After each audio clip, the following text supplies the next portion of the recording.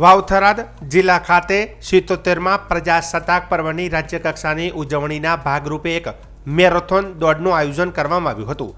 આ દોડમાં હજારો નાગરિકો, પોલીસ સ્ટાફ અને જિલ્લા વહીવટીતંત્રના અધિકારીઓ ઉત્સાહભેર જોડાયા હતા। વાવથરાદ જિલ્લા પોલીસ દ્વારા આયોજિત આ 5 કિલોમીટરની મેરેથોન દોડ young Vavtharad fit Vavtharad run for the nation ના સૂત્ર હેઠળ યોજાઈ હતી। આ કાર્યક્રમ પ્રજાસત્તાક દિનની ઉજવણીના પૂર્વે વહીવટીતંત્ર દ્વારા આયોજિત કરવામાં આવ્યો હતો।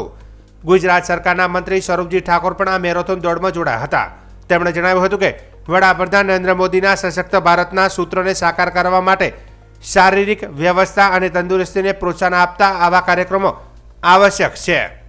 મંત્રી સ્વરૂપજી ઠાકોરે વાવથરાદ જિલ્લાને નવી ઓળખ આપવા બદલ સરકારનો આભાર માન્યો હતો। તેમણે ઉમેર્યું હતું કે નવા જિલ્લામાં અનેક નવા કાર્યક્રમનું આયોજન થઈ રહ્યું છે અને વાવથરાદમાં રાજ્યકક્ષાનું ધ્વજવંદન થવાનું છે।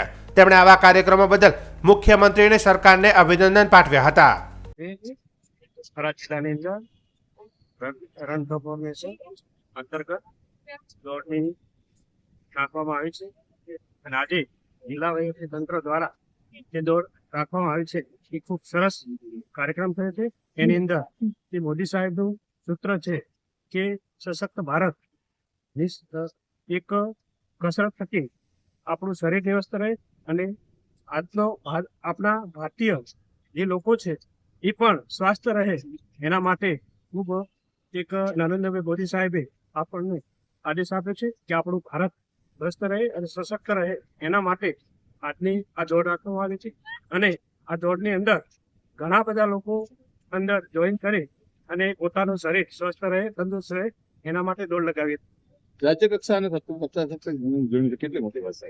ખરેખર હું તમામ સરકારનો પણ આભાર માનીશ કે વાવથરા જિલ્લાને એક નવો દરજ્જો આપ્યો છે જિલ્લાનો અને એની સાથે અનેક નવા જે વાવથરા જિલ્લાની અંદર આયોજન થઈ રહ્યું છે એના માટે પણ અભિનંદન આપું છું। અહીં ધ્વજવંદન પણ રાજ્ય લેવલનું અહીં વાવથરાની અંદર થાય છે અને એની સાથે અનેક પ્રોગ્રામો પણ અહીં રાજ્ય વાવથરા જિલ્લાની અંદર થવાના છે।